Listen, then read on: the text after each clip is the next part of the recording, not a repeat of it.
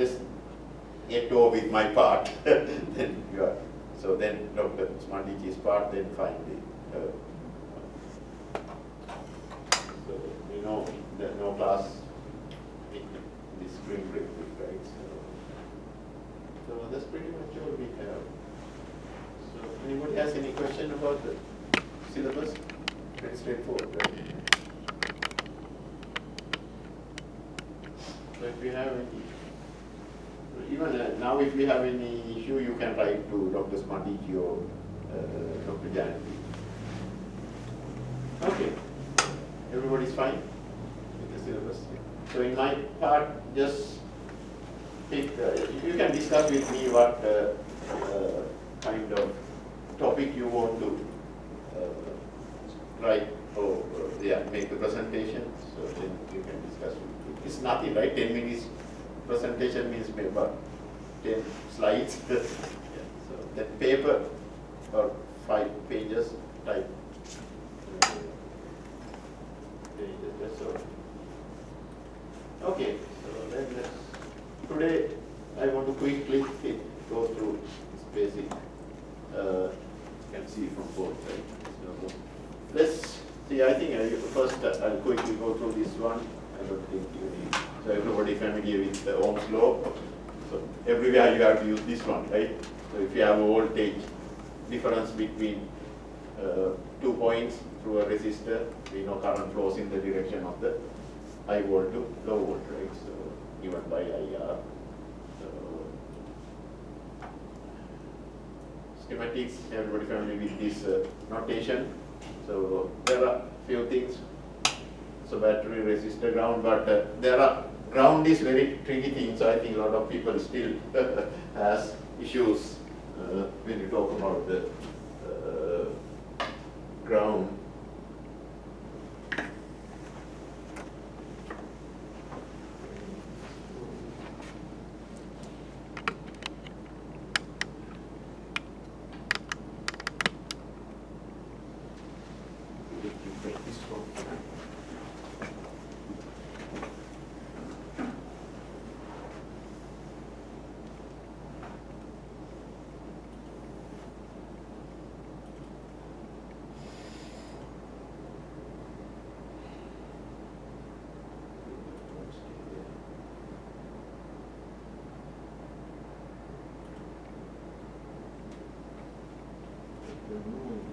That's kind of, oh, I think I know.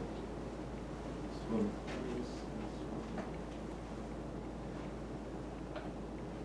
So, everybody familiar with this ground?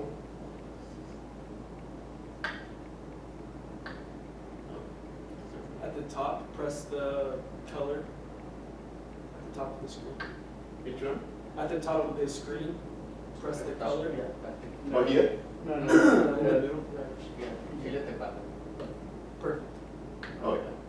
So, this is typically, actually we talk about real earth ground. You have to be careful. So, but sometimes you will see something like this. So, this is not the earth ground, this is the chassis ground. Sometimes your electronics are connected to the enclosure, right? If you have some box. So this box you can connect something.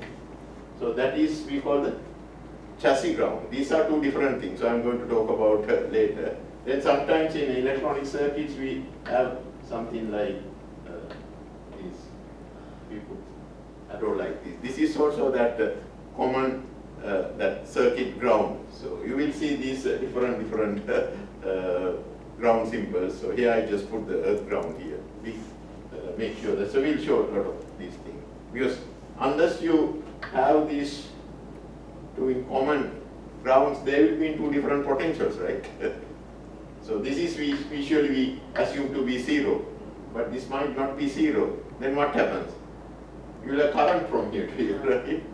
That's called the ground loop. So these are very critical in electronic circuits. You should not have the ground loops. If you have a ground loop, you can get some unwanted current. So we'll discuss this one in more details.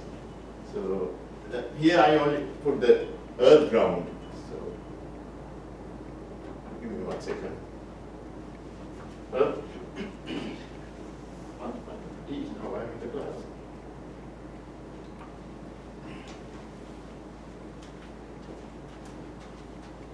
So, yeah.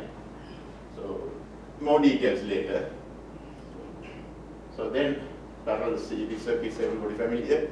So, parallel circuits, we have this reciprocal, right? Series, we have some of the resistors. So then voltage divider.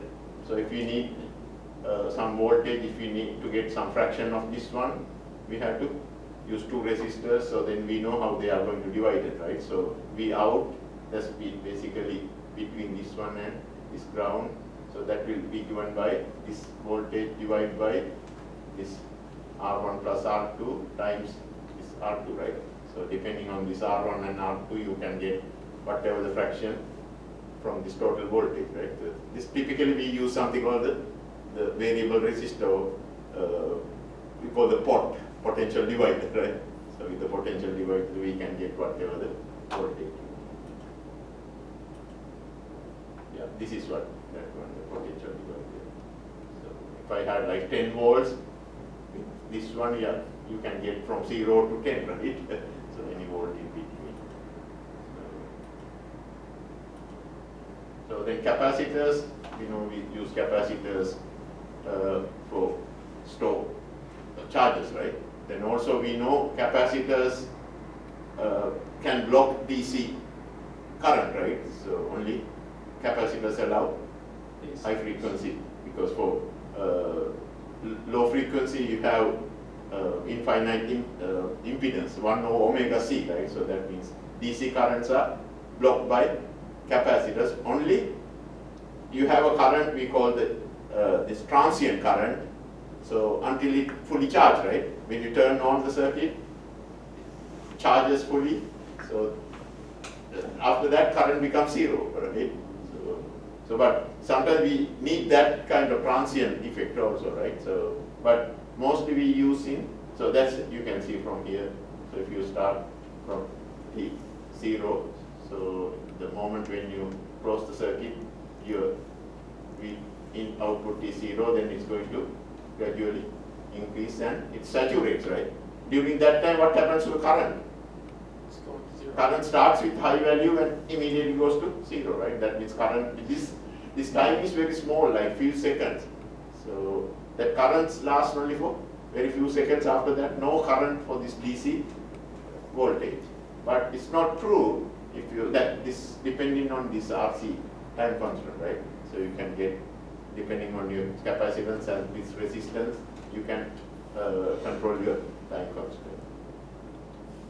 So, but in AC circuits, that's different, right? So AC circuits, when you have a resistor, we know there's no phase difference, right? If you have this AC has this F frequency, so then the current also has the same phase, right? There's no phase difference. But if you have a capacitance, so it seems when you take the voltage, that is dQ by so Q over C, right? So but Q is integral of I dt. So from when you do that one, you get negative this sign. So F comes out from here when you do the differentiation. So then this negative you can write as cosine this one plus 90, right? So that means you have 90 degree phase difference. For capacitors, usually we say current leads the voltage. So but that's opposite for inductors, right? So but the important thing is it has this impedance given by 1 over this omega. This is 2 pi means 2 pi f means omega, right? 1 over omega c. That means when c is small, your impedance is infinite, right? So that's why DC cannot be transmitted through this one. So we should take it like this one. So see, this is what I was telling you. For small frequencies, your capacitance, the impedance is high, right? That's what. So So that's why DC can be blocked by capacitors. But this can be used very heavily in this low pass filtering, right? That's the whole thing, because DC, if you measure the voltage across this one, then you can see this voltage, because this current passes directly here, right? Because no current is going this way for high frequencies, right? So sorry, low frequencies. So high frequencies, this impedance becomes smaller, then most of the current will go here, right? Then your impedance going, the output becomes through here, it becomes smaller. So this is the output voltage. You can see for low frequency is you have this V0, but high frequency is going to 0. But the way it is going, if I plot it in log scale, so it looks like this one. So this is where it is going to kind of roll off. We call this a roll off voltage. Right? So that also depends on your RC time constant. So this is very important. We use this one for low pass filtering, right? That means for smaller frequencies, this voltage is, that means its current is passing through. For high voltage, it is not passing through, right? That's why we call this is a low pass filter. Low means low frequency. Signal can pass through this one.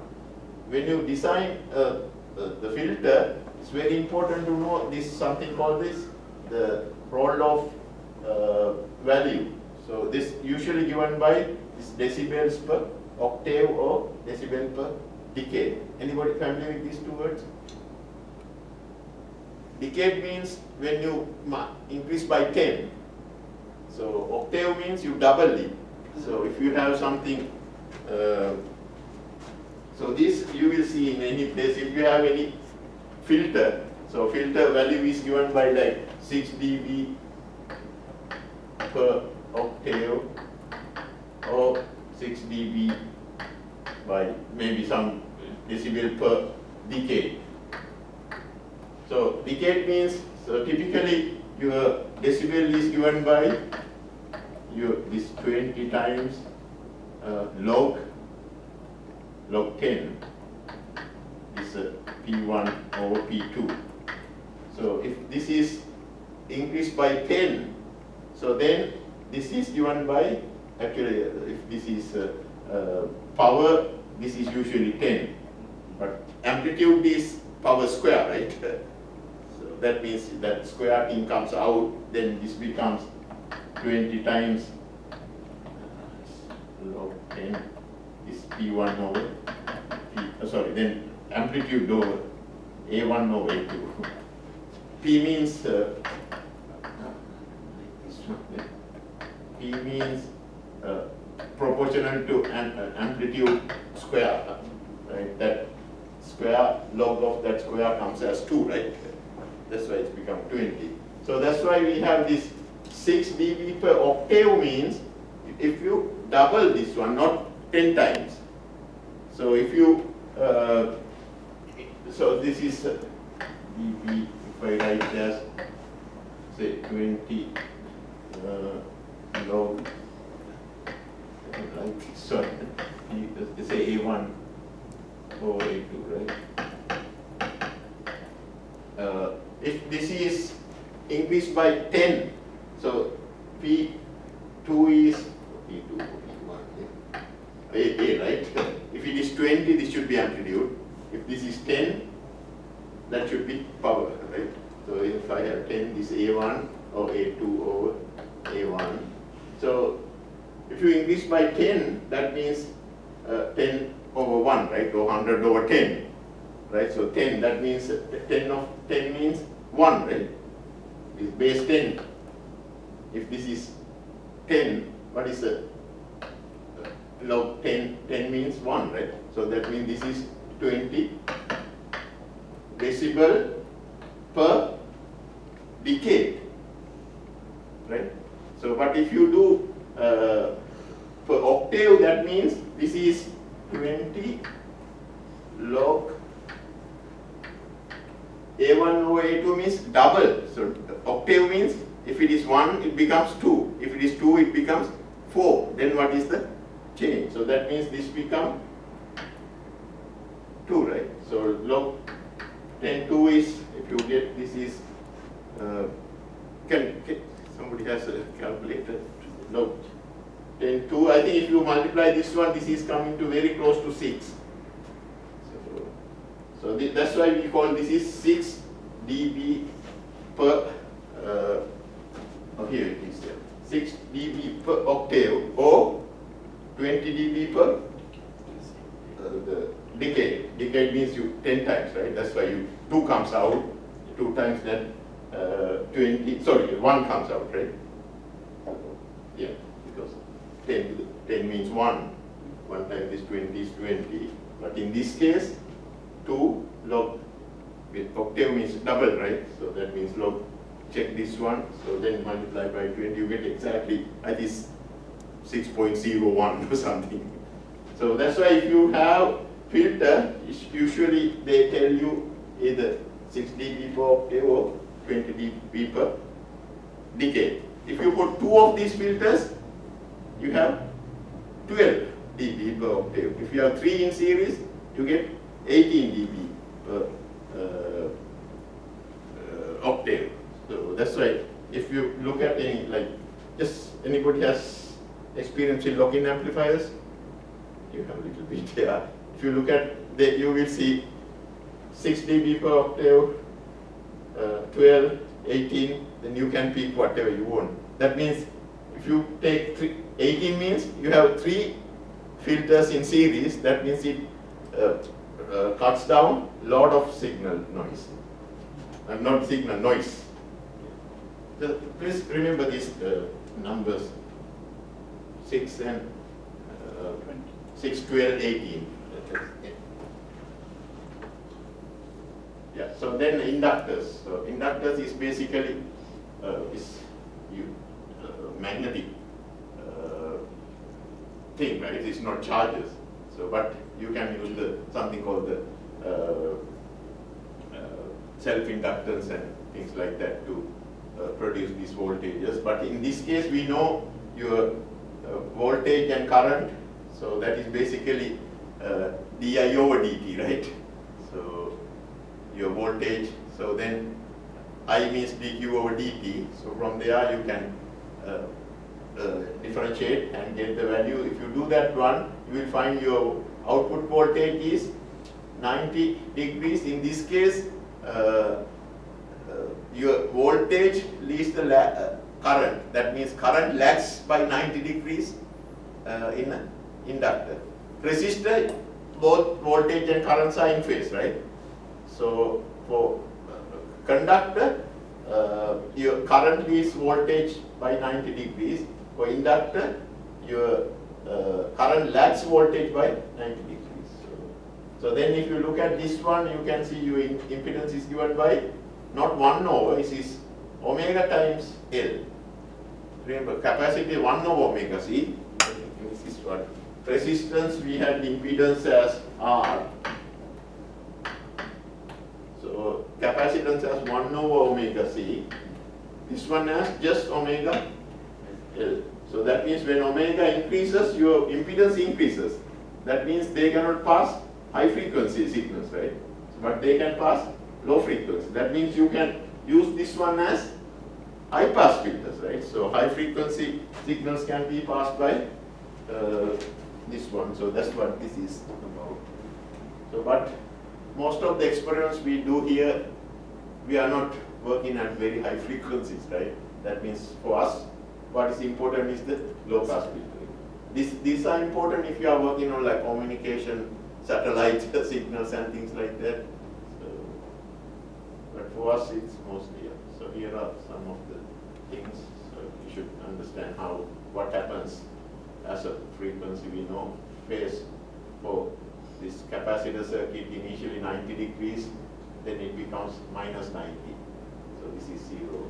But for capacitor, oh no, this is even the capacitor can be used as both high and low, because depending on which voltage you are measuring, whether you measure this voltage or through resistor. If I take here you can see this is resistor, this is capacitor, right? Then you measure this voltage. Here now I put the capacitor here and resistor here. If I measure this one, then this becomes more like the high pass filter, right? But this is, nobody's using this one. So mostly people use the inductor based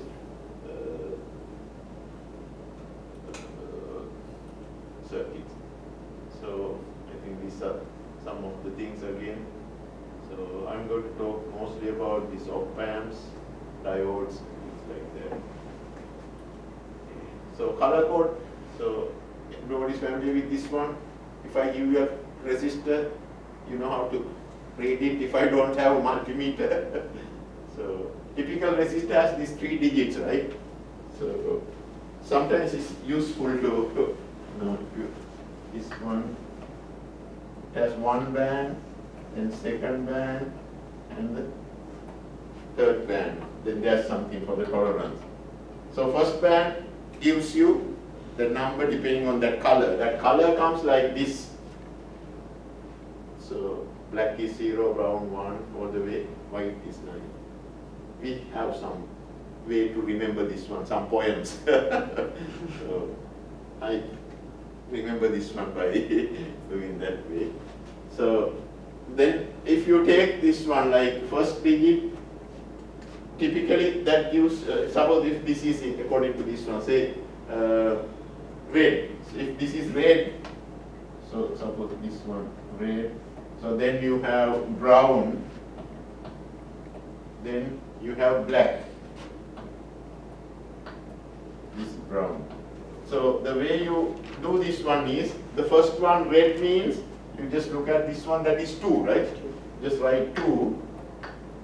Then you have brown, so that is second one, that is 1. So third one gives you how many zeros? So that is, what is the last one? Black. Black means 1. So that means you have only 1 0, right? So that's why we have this one only 21, so no zeros, black, right? So this one, if you take 4, 1 and 5, that means 4 means you have, yellow. Yellow means 4. Then I have brown. Brown means 1. Then I have 10 to the power, that number of zeros, right? So green means 10 to the power 5. So that means this is 4.5 mega ohms, right? If I multiply by 10 and divide by, this is 4.1 10 to the power 6, that is mega ohm. That's how you, so only thing you need to remember this color code. Is like first one, the first digit, second one, second digit, third one tells you the number of zeros. What is the poem to help us remember? Oh, that's very, it's not very appropriate. But I can. You can remember B.B. Roy has, B.B. Roy of Great Britain has very good wife. The one I have is even not very nice. Yeah. But I know how to remember. Yeah. So there are different ways. Yeah. But it's better to know that one. Yeah.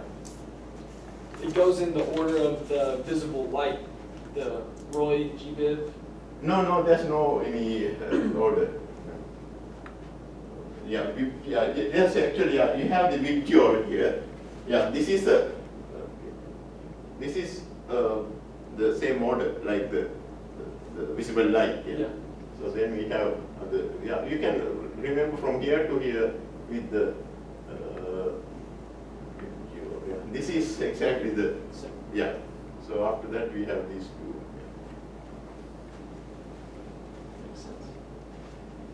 So I sometimes find people struggling to find the multimeter to measure this one. Sometimes I just quickly do this one.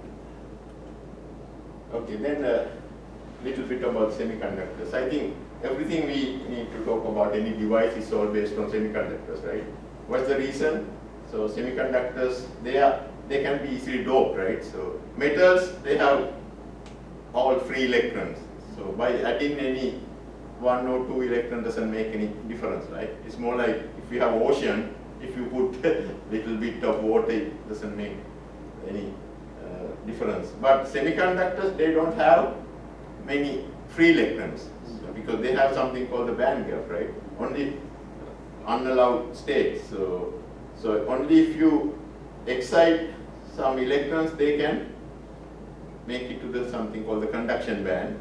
So that means even if you put little bit of charges, your properties will change enormously, right? So that's why semiconductors are very important. So metals we know, but yeah, high conductivity, they're good for other things, right? Like for wires or conductors, they are really good. Even like reflecting surfaces and all these things, metals are good. So semiconductors, this is the major thing. Conductivity can be varied by several of orders of magnitude by doing few things, right? But metals you cannot do that. It's already high enough, right? So that's why semiconductors are so useful. So typical semiconductors, we know silicon, germanium. So these are polar semiconductors. So but there are some semiconductors by combining materials, elements from different. So typically we do like 3 5 column or 2 6 column. So these are standard semiconductors like gallium and nitrogen. So nitrogen is in the 5, right? Gallium is 3. So these 3 5. Or you can have zinc, selenide. So these are more like 2 6. That way you can get different. You can see here. So here zinc, selenide. So that's a good semiconductor, right? This is 2 and 6. So you can have gallium nitride, so gallium arsenide. So that is from 3 5. So you can see here. So these are in the middle. We have the other one 4. That is silicon, germanium. They all are in 4, right? So you can either have this single element one in the group 4, or you can have 3 and 5, or 2 and 6. So they are the most common semiconductor materials. You can see here these are even. Yeah. So what is the basic? If you take silicon, how do you do that? So silicon has 4 electrons in the valence band, right? So that means if you put all the silicon atoms, so each one of them, they perfectly make the bonding, right? So that means you have 4 all the silicon atoms. So if I take silicon, so you have 1 2 3 4. If I take another silicon, 1 2 3 4. So this one makes 1. So then if you have another silicon one, that one makes, so that will be perfectly happy, right? So we have all the bonds saturated. So but if you put something that has one less valence electron, so something like, so we know if you take here, this is, if I take boron, boron has, let's go to something in this one, phosphorus. Phosphorus has 5 electrons, right? That means if I replace one of these with phosphorus, so it has 5, but it will do this 4, but in addition to that it has extra electron, right?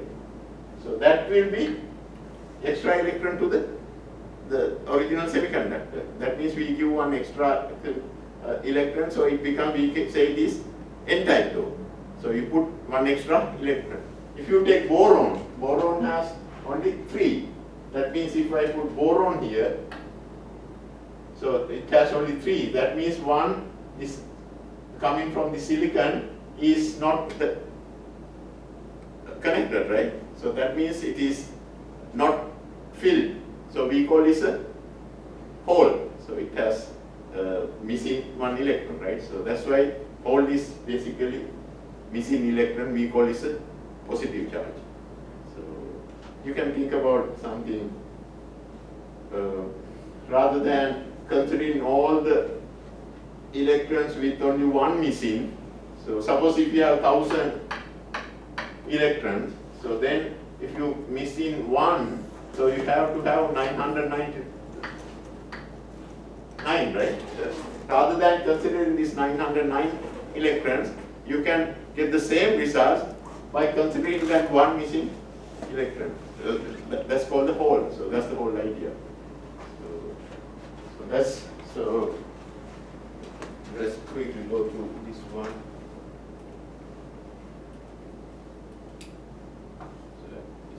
So we can see this band gap is the most important thing, right? So that means you have, everybody familiar with the valence band and conduction band? Valence band means when the electrons are bound to the atom, right? So but these electrons are still with the atoms. But if you make it free, so then we call it is in the conduction band, right? For metals, these valence electrons are already in the conduction state, right? Because they are not bound. But in semiconductors and insulators, these electrons are tightly bound to the atom. They are not free unless you excite it. You can do that by heating or by shining with light. So that way you can make it conductive, right? So that we call that binding thing is like the band. So that's forbidden state, right? So but if you can exceed that energy, it becomes conductive. That's the whole idea.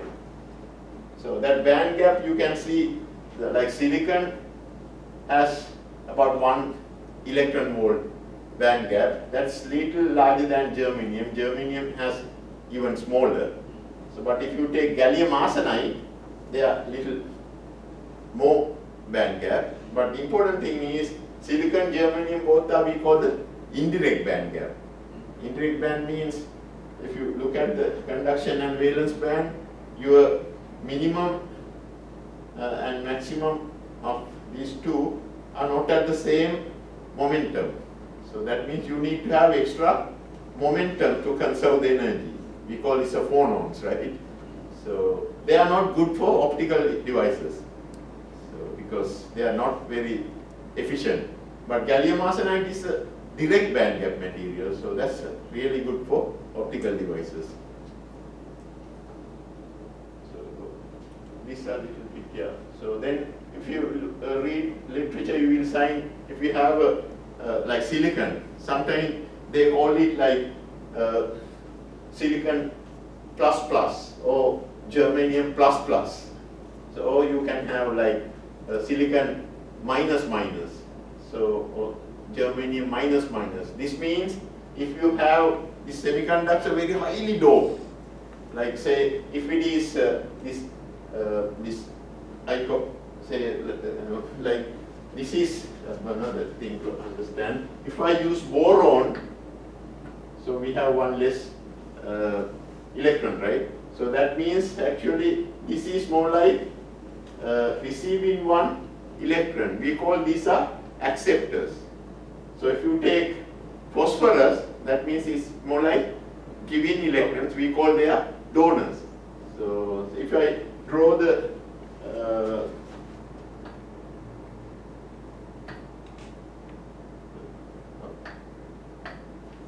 this conduction and valence band. So these are basically the valence band is the conduction band, right? So depending on this energy gap, so whether you can transfer electrons, right? So if it is small, you can easily transfer. If it is large, you cannot. Like if you take gallium nitride, this is a very wide band gap, like 3 point some in eV. So you cannot easily transfer the electrons from here to here. So, so here we are talking about the, if I put this like boron, they are more like acceptors. They have some energy here. So if you take the phosphorus, they are donors. So they are promoting electrons to the conduction band. These are taking electrons from that boron, right? So that means we have holes here. These are the holes. These are the electrons. We call these are donor states. So donor states have this donor, so they becomes positively charged, right? Boron. When it gives electron, that becomes positively charged. So these ones, like say phosphorus or arsenic, when they take electron from the material, like from silicon, they becomes negatively charged. These are called acceptors. They become negatively charged, right? So then this has positive charges. So then depending on how much you can do, so typically if you don't have these things, so only electrons can come from making hole here, right? So that you have to overcome this gap. So that you can do by heating or shining with phonons. Yeah. Actually, phosphorus can be used for a dopant because phosphorus is highly reactive material. Phosphorus very high reactive. Yeah. So can be used for a dopant. Yeah. So sometimes people use arsenic. So phosphorus Yeah, is the arsenic, I know. phosphorus is the mostly used material for doping. But you don't have to use phosphorus, metallic phosphorus. You can use any other the compound. Yeah. So typically these two are equal, right? Because only holes will come from, the electron will come from this hole. So we call these are intrinsic semiconductors. Intrinsic semiconductors, this electron concentration and hole concentration are the equal. So, yeah. But if you have this one, then it's different, right? But total charge will be same. So, but this intrinsic, whatever you have here and here are different. So, are you? So N++ means you have a lot of positive dopants in the system. So that means it becomes more like a metal actually. If you dope a semiconductor to that level, it's a very highly conducting and it becomes more like a metal. So same thing if you have a highly doped, N-type highly doped one, that also can be more like a metal. So that's why if you read something devices, you will see your some layers are like N++. That means they are highly, we sometimes call degenerately doped N-type, or it's a N++, that means it's positively highly doped. So here this is what I was talking about. So yeah, so here this you can see these electrons come from only the intrinsic holes, but here we have, in that case you have some bound electrons, so they only make this one here, right? But by putting dopant you have much more conductors. I think these are, please read these ones. So now I want to talk about these devices. So the typical two semiconductors, actually single semiconductor doesn't make any interesting, right? You have to make a junction. We call it a PN junction. So typical diode is basically, so it's not like two metals you just fuse together, right? You just take one material and one part you dope as P-type, another part you dope as N-type. Then you have very sharp, it's very important to have very sharp junction here. So if you do this one, this is a simple, we call a diode. So we call this a positive terminal anode and this is negative terminal cathode. So this typically, these diodes, ideally you expect it not to conduct in the reverse direction. So basically it is almost zero. So until it reaches something called this breakdown or Zener breakdown voltage, at that point it is like this avalanche effect. So that becomes conducting. So we make use of this one to make something called the Zener diodes. That's a different kind of diode. So in the positive side, it should conduct at very low voltages. For silicon, that conducts around 0.6 to 0.7 volts. So germanium, it can be like 0.3, 0.4. So, but there's another one called the Schottky diodes. So in Schottky diodes, actually it's a metal and P-type or N-type material. So typical semiconductor is N-type and P-type semiconductors, right? So, but you can have Schottky diode with metal. Metal is more like a N-type material, right? And the semiconductor. So they have much lower threshold. So like this one conducts almost like 0.6. So if you have a Schottky, they maybe this is always like this, right? Schottky ones maybe they like something that much. So then again that will also have this one. So but we can make use of this one, but this happens much higher voltages like 15 volts. So that means you can have diode. So that we call the the Zener diode. So that's conducts only in the negative direction. Yeah. Is it possible to make a Zener diode from any semiconductor material? Yes, you can have, but that voltage is not suitable. So maybe some maybe have much higher voltages, but silicon is the one people right now all the Zener diodes are made of, because they have very like 10, 15. Yeah, there are also other materials so people have made this. Because it's not the avalanche effect, right? So when you have reverse bias, so they recombination and make that. So this is ideal silicon diode. So what they didn't do for the reverse one, right?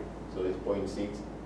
So then if you go here, nothing, but around minus 10, 15, it's go down. Good thing is when you do that one, that's very sharp. So that not much happens if your voltage is changed there. That's why they use this for the voltage regulators, right?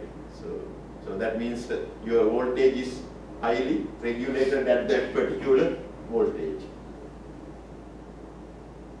So this is what actually when you do this one, we have something called the depletion region, right? When you have this one, so the majority, if you have N-type, your majority carriers are electrons, right? So they move to this side, and here P-type, your majority carriers are hole, they move this side, then they recombine and deplete this N-type here and P-type here. We call this is a depletion region. Then you have electric field this way, that will stop further the recombination. So this is some details you can read. So I have a video how two of these you can see the depletion region. So when you have this one, I don't know whether your family, the band diagrams, typically you have this conduction valence band, but if you put two together, they have to kind of bend. We call the band bending. So because reason is so typically you have one, so we have something called the suppose if it's a N-type, you have this fermion that's closer to the conduction band. Then you have P-type, that we have the fermion energy closer to the valence band, because that's P-type, right? So when you put this together, you cannot have two fermion energy. It has to equilibrate, right? So that means they have to kind of bend. So that means from here to here it transfer some electrons. So this becomes like positively charged. So that means this will bend something like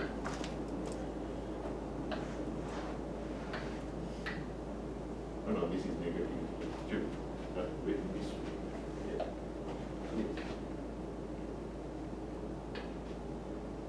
So that you will have common, your EF will be common here. So here there are two different values, right? But if I bend in like this,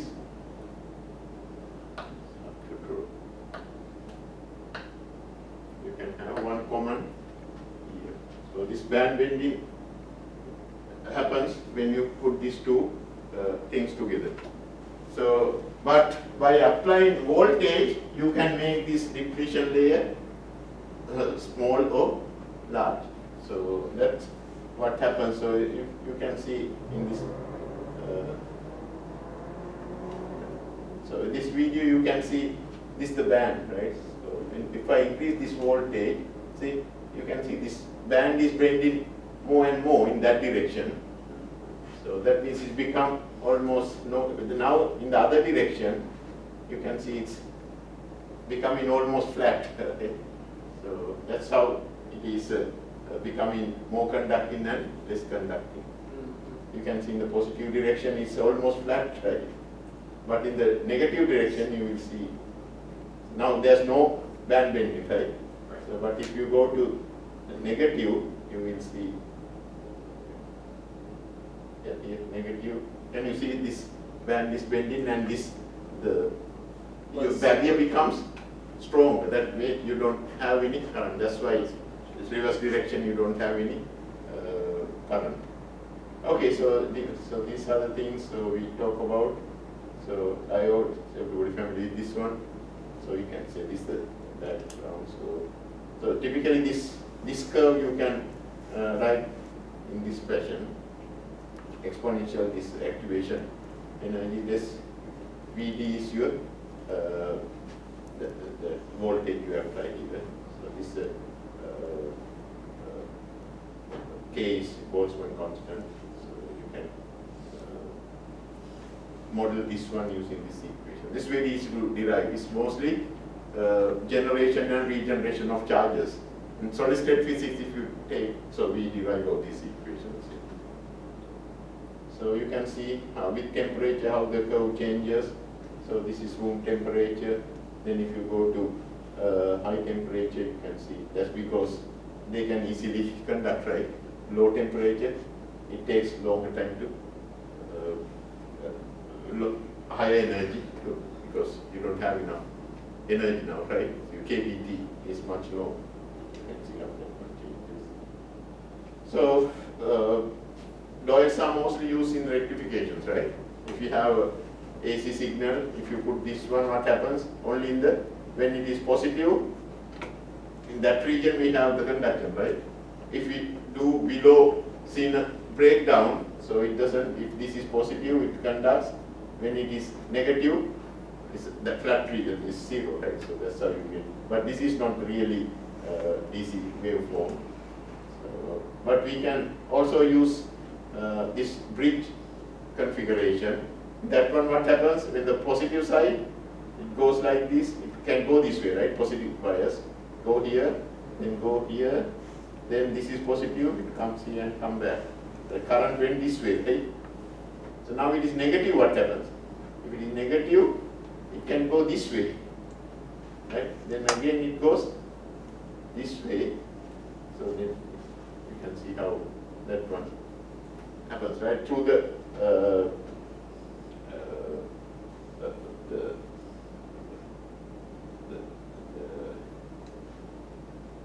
this load, you need to see how that is changing, right? So you can see how it is, right? So positive can go this way, this way, this way, this way. Negative, when it negative, that means this part positive, right? It can only go this way, right? It's still same direction, right? Is it clear for everybody? So here, positive, if this is positive, this way, it can go this way, right? Right. Yeah, so this way positive, so here it went this way. Now if it is negative, this means this is positive, then it comes here, go this way, cannot go that way, still go this way, and positive this way. But then still this is not what we need, right? So we have to make it DC, we need to pass it through some filter circuit, so RC circuit can make it here. Yes, some details.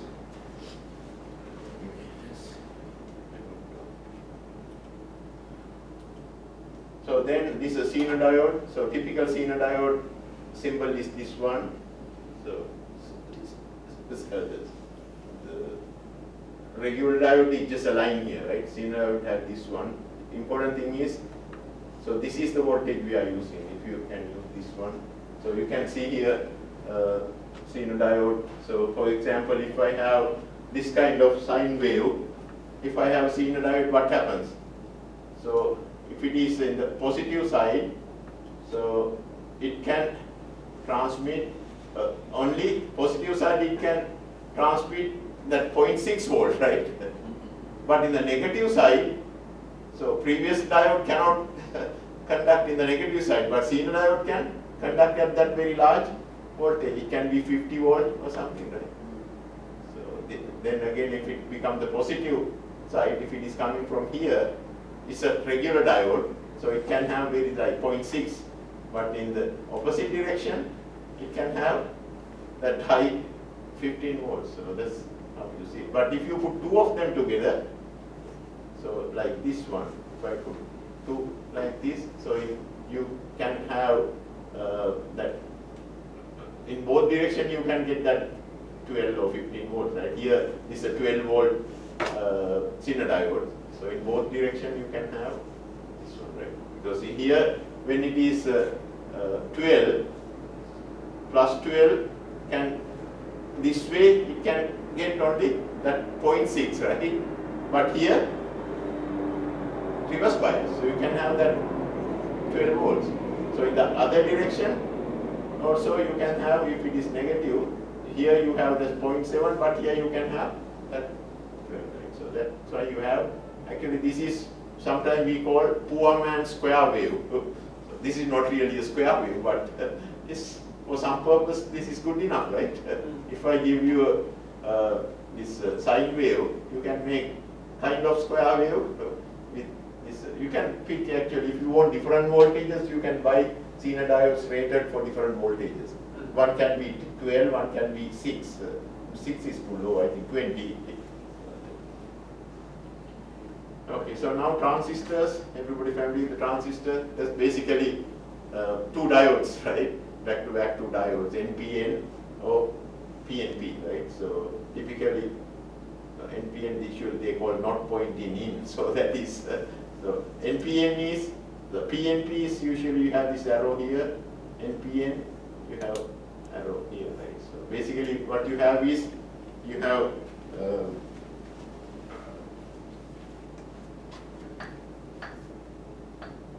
so you have two diodes, right? You have PN, so this is one PN junction, so that is more like this one, right? So then you have another junction, this is more like yeah, right? So that's basically, so we call this is collector, emitter, collector and the base, right? So now depending on, we can connect this one different way, like common base or common emitter or common collector. So I'll show you one simple common base circuit. So basically what happens is, if you connect between this base and suppose emitter, so you need to have this, that 0.6 volt, right? If it's silicon diode, you need to exceed that 0.6 volt to make the current started, right? So then you have your this current coming from the collector and going to the emitter. So then actually the transistors, they work in three different modes. We call the cutoff mode. That means your this VB is smaller than that 0.6, that means no current. It's more like it's an infinite open circuit, right? We call this the cutoff mode. Then you have active mode. Active mode means that's what we mostly do. So you can control with your base. So with base voltage you can control so that your current will be varied, right? So starting from 0, then gradually you can increase. So that means you have like variable resistor kind of situation. Then you have saturation mode. That means it's completely, you cannot control its full current you are drawing through that. So that's the saturation mode. This is what we want, right? So basically you can control it. So the last one is like no resistance, right? So second one is you have a controllable resistance. So if you take this one, you can see if I put a LED or something, what happens? Unless I get this one about 0.6, you will not have any current coming through here. So you need to get this one. That means you don't have this one lighting until I get this one above 0.6. Once you get above 0.6 or 0.7, then you will see this one lighting up, right? So this has a lot of this is basically using as a switch, right? So then later we can find, depending on this voltage between this emitter and collector, so we can use this one as a very sensitive amplifier. So you can see here, so this eventually this current coming from this collector, so that will be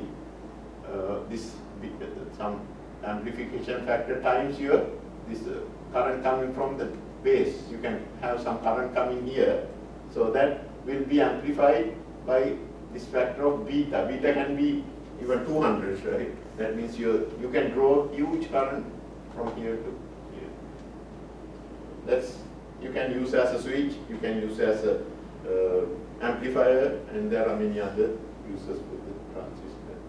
So these are basically what is called the bipolar junction transistor, right? So you have P and P. So but nowadays mostly people are working on something called the field effect transistors. So these are basically, so you have channel, so you have this channel here, so then you have this conductor like we call the source and drain. So then we have some insulator here. We can put like hafnium or silicon dioxide or anything. Then we put a metal here, we call this a gate. So what happens is, so typically you need to have charge moving here, right? So then for that we have to apply some voltage and measure the current. So but with gate what we do is we inject charges onto this channel. So it's more like a capacitor. If you have a capacitor, what do you have? So if I have a positive charge here, you get negative charges here, right? The gate is more like that. So if I apply some positive charge here, then you will give negative charge to the other end, right? That's right. So if I apply some positive gate voltage here, then it will provide negative, because this is through an insulator, right? You have insulate here. It's more like capacitor, we have insulate, right? So if I apply positive voltage, it will give negative voltage to the channel. So that way, now if I apply this voltage, it will conduct. So there some transistors, it can conduct in both directions. If I apply positive voltage, it will give, say, negative charges that can make the transistor on, or some, even if we apply negative voltage, then it will put positive, that one can also conduct it. So they call the bipolar, what's it called? Bipolar. So most of the transistors, they work like this. If I have this, we call the drain source current, that's between here and here. And if I draw the VD, that is the gate voltage. So if it's a P-type material, so that means P-type means it's a positive charges, right? If I apply positive charge here, this one will negative, right? That means they are depleting. That means you don't have any current this side. But if I apply negative voltage, you are putting positive. That means it's already P-type. You are putting, then that will have ambipolar. This ambipolar means you can have both direction. So this is P-type material. N-type is what? N-type means VD versus this IDS. So if it is N-type means this is a negative conducting, right? If I apply positive voltage here, you put negative, so that means it's positive will give you negative, that means it is conducting. So that means you have like this. If you have negative voltage, that will put you positive charges, that negative, positive, they cancel each other, right? You don't have any current here. You can see the difference. If you see this kind of behavior, we know this is N-type field effect transistor. This is P-type transistor. It's more like, that's why it's called the field. We have an electric field here, right? So these are all about that one. You can see this is the gate voltage, putting channel. So this is this one. Typically, this is the symbol for PNP, sorry, field effect transistor. You have this gate and the source and drain. So we make these devices very often in different material, carbon nanotubes. That can be a nanotube is ambipolar transistor. You can have both direction. That means this curve is more like this. Both direction they can conduct. Okay. Quickly. So op amps. Everybody's familiar with op amps. So basically, you have this inverting and non-inverting inputs. So then we have this input resistance. This is really huge, right? So this is supposed to be infinitely large resistance. That means you don't expect any current going from here to here. So then we have this. You have to have the power voltages, supply voltage. These are typically -5 or +5 volts. Then you have output voltage. Basically, output voltage is some this amplification factor times the difference between these two voltages, right? So what's the time?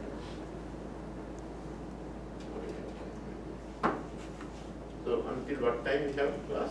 6:45. Okay, let's quickly go through this one. So these are typical these analog circuits. So if you have this kind of like you have V in. So this if I ground this one, so you can easily get this V out is minus times V in times this one. So you can easily prove this one, right? So I think for example, how do you do this one? You can see current here coming here. So you cannot current go here, right? Current here comes, that has to go here. Yep. I can write then the current is from here. You can write as because this is 0, the grounded, right? That means this voltage also should be 0 because no current here. That means this V in minus 0 is divided by R1 is V in divided by R1, right? That same current is going through here. That will be 0 minus V0, right? Minus V0 minus V0 divided by R2. From here you can get V0 is this one. So you can see your output is negative, that's why inverted. So if you want to sum two voltage, this we use very often in the lab. If you want to add two voltages, oh no, this is not important. So this is important thing. If you want to add two voltages, you have to put these two voltages plus this third one. You can easily show this one, right? How does that work? So this one you can write this current I1, that will again no current going here. This 0 grounded means this is also 0. Then what is this current? V2 minus 0 divided by R1.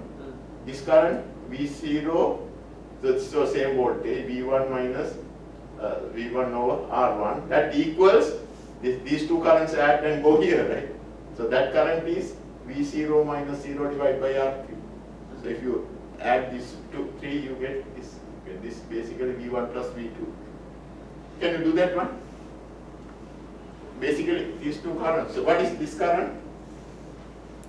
V2 minus 0 divided by R1. This current V1 minus 0 divided by R1. So that sum current should be this current, right? That is V0 minus this V0, this 0 minus V0 divided by RT. You solve that one, you get this equation. Very simple, it's one line. So if you want to use the integrator, that is also same, right? This is again V in minus 0 divided by R, that's a current. We know current is given by dq over dt. Q is given by C times V, right? So then if you want to get V, you have to integrate. So here, oh, this is, I have written how you prove this one. I would encourage you to try those derivations, very simple. Then digital electronics. So typically we are talking about digital only two states, right? 0 on 1 off, 0 off, 1 on. So 0 means actually 0 volts. So 1 means actually it can be 5 volts or maybe 4 volts or something like that, right? That's on and off states. So analog, digital, we all know this one. So then gates, everybody familiar with this? Typically only two things you need to remember. Not gate is easy. Not gate means it's inverter, right? If I put 0, your output is 1. If it is 1, this output is 0. That's easy. Your symbol is, you have this this one here. The important thing is this and OR gates. AND gate means if you are x and y, you have the third one. Only when x and y are 1, you have the 1 out. So every other place you have zeros. OR gate means, so only you don't get signal when they are zeros. Every other time you get ones. So these are the OR gates.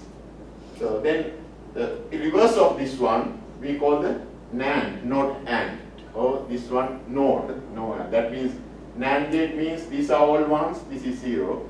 NOR means this is 1, these are all zeros. So that's quickly this one. So here are those things. So yeah, you can do all these things, right? Then flip-flops, so latches. So these are interesting things. So this is actually very important because you can store some information more like memory. So that means you are latch. You can typically there's something called the SR latch. This means set and reset. Set means you push a button to make on. Reset means you turn off, right? So then you have these outputs Q and Q bar. So this is basically this Q bar. So this like this. So then there's something called this SR latcher. Then the D latch. D latches are same thing, but it is controlled by a clock signal. Everybody remember clock? So that's basically the train of these pulses, right? So 1 0 1 0 going like that. So then something for the duty cycle and all those things. Then if you take these two NOR gates, this OR gate negated one. So if you put something like that, so you can see here, if I have one signal here and another set signal here, so this one depending on this one, right, you can have different outputs, right? Suppose if I have 1 and 1 here, and suppose 0 here, then so 1 0 means, that means for the NOR gate, 1 0 is actually 1, right? So then this one becomes 0 because this is a NOR gate. So then, but that signal will be fed to this one. So then, if you do the truth table for this one, you will find that there are some states, even if you press the reset button, it doesn't change.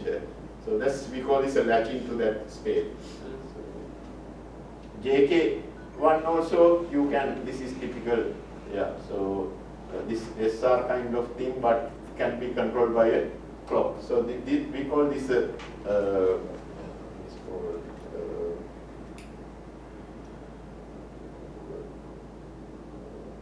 so this anyway controlled by a clock signal.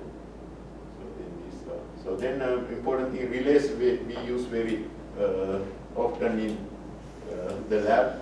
So recently, I know, Bimal and I were working, we have this one power supplier, so that is, we call it a unipolar. It can pass current only in one direction.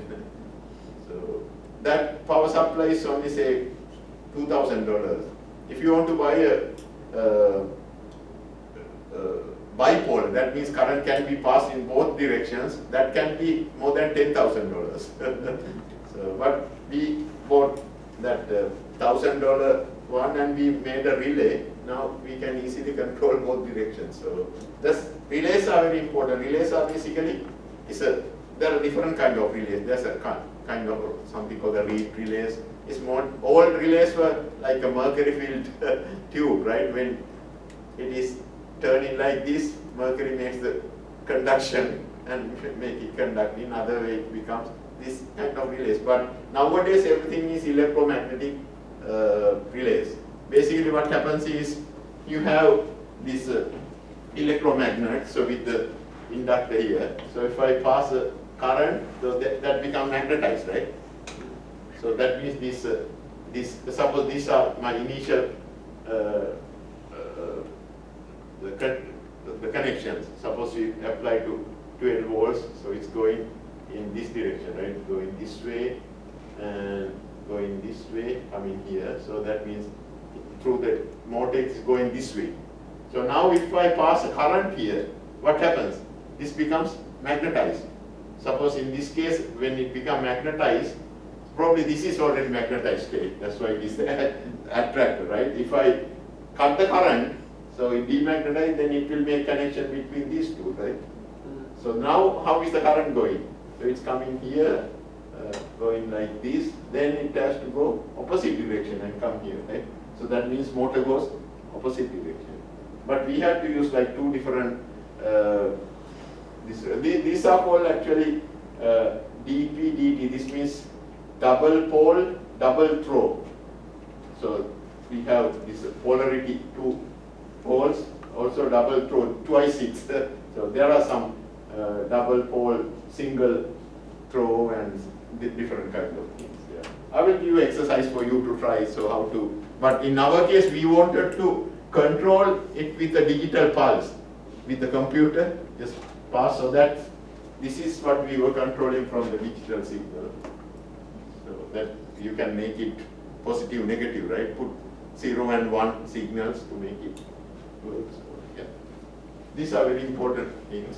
So then next thing I want to talk is what I talked to you about the floating and grounding voltage. This is very critical. People probably have heard about floating ground and the real grounding. So floating means if you take simple, like even the power lines, right? You know, simple power lines, we have line and neutral, right? So that's why we get 110 volts, right? So now if this is really my ground, the earth ground. Now if I have something this is some enclosure that is connected to the chassis ground. This is what I was talking about. So now if I put a load, suppose this load is connected to earth ground here. So in this case, the chassis is not earth grounded, right? So this is not earth grounded, the load is earth grounded here. So it is said to be at this point, so we say this is actually floating, because unless I connect this one to a real ground here, yeah. Yeah, I had another ground in the transformer. It is called local ground and actual ground. That's different one, yeah. So that is, I'll talk about that one later in the transformers, yeah. So here important thing is, so if you want to make it grounded, you need to make this connection to this ground. So then you have real ground. But here you have the option of making it grounded or floating. Here actually is floating because this earth ground is not connected to the chassis ground. So please remember that. This is very important because there are two different potentials. So but important thing is when you do this one, you have to make sure, so these two are in two different potentials. There's a possibility to have some ground loops. So for the, but the floating ones are prone to ground loops, but it is, some ways it's safer. That's why. So if you do this kind of direct connection, so it can be some other safety issues. So that's why people have to ground loop in different input. Yeah. So sometimes people leave your instrument as really floating, and sometimes they use as a floating. So then I think everybody should be like, if you are working in the lab, you need to know these single phase and three phase wiring systems, right? So typically, like if you have here, most of these are single phase, right? Either you have still you have two hot wires, right? So then depending on, if you take between two hot wires, you can get 240 volts. If you want to have single 120 or 110 volts, you have to measure between neutral and that one hot wire. But most of the time, you have these two hot wires. But if you want a three phase, you need to have three hot wires, right? These are each three phases, but each phase has like 120 degree phase difference. So if you have 0, then 120, then 240. So then again you can measure the voltages. You can between neutral. This is called the Y connection. This is where, so sometimes you can have this Y connection in the primary, and the delta phase can be in the secondary. That's where this you have to be careful with this grounding when you have a transformer. So here, so anybody knows what is this 208 volts is coming from? So 240 you can understand, right? So where do we get this 208? You can see everything measured from the neutral, they are 120, right? So anything from, but if you measure between two, this coil here. So if you measure, that can be, so from, these are all between the neutral, right? 120s you can see from neutral, 120. So but if you measure between here and here, you are getting 208. Actually, if you do the math, you will get this is more like 120 times square root of 3.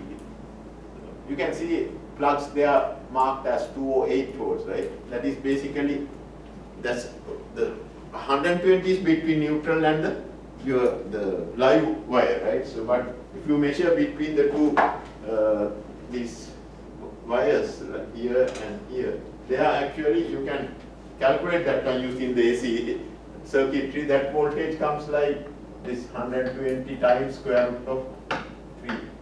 If you calculate this one, that's almost like 208. So that's where you have to be aware of that. So then, but these things we don't use in labs. So these are mostly for the shops and the big things, right? So, but this one, definitely, sometimes we have some instruments 240, right? So we have to use, but these ones mostly we don't use in the lab. But sometimes if you have these three-phase, three-wire systems, if you want like 480 volts kind of thing. I think here I have some summary of how these are done. If you are familiar with this one, actually right now I am wiring something for the closed cycle refrigerator to get to from this one, how to get to this 240. So, but it's plugged for 4 wires. 4 wires means actually it's not, they have 2 live wires, just like these 2. Then other 2 wires, when I open, it's just the neutral, and they have a ground wire. So typically you can connect these 2 together. It's not that, neutral and ground. So initially I thought maybe they somehow wired it with the 3-phase, but they had only 2 live wires. That's easy. So these are important things to check. So last thing I want, maybe I will do it next class. One important instrument everybody should know in the lab, lock-in amplifier. So I will talk about that one in the next class. Then I will start. First, next one is like vacuum systems. How to make vacuum systems in a lab to get to 10 to the power minus 8 torque kind of pressure. Okay, I will stop here. So probably some of these may be not very clear, maybe some people is too obvious, but I think it's good to know all these things. Some people maybe they have seen this before and now refreshing your memories. But I think for everybody it's very important to know all these techniques. Okay, so we'll meet again on Thursday, right?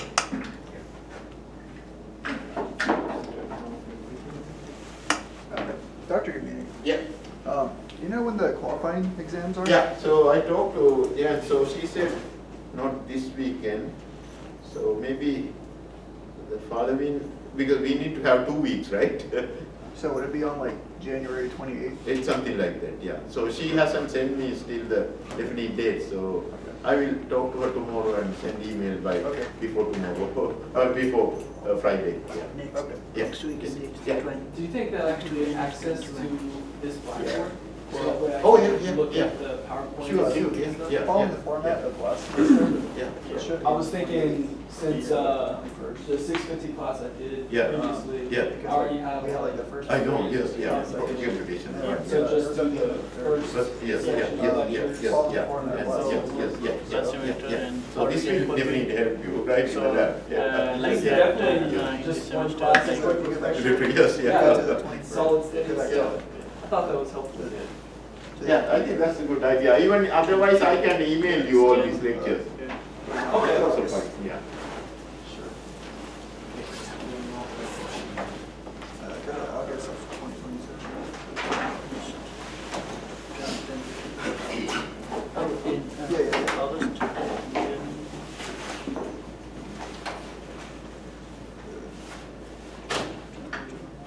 So we started, 22nd. So we started the 22nd. Yeah, it wasn't that weekend. Wasn't that weekend? That was that weekend. Oh, So let me see what I mean. Yeah. Yeah. So hopefully. That's it, right? It continues. So when you leave, can you make sure you turn off the light? Yeah, yeah. That's okay. I'll see you Thursday. Okay.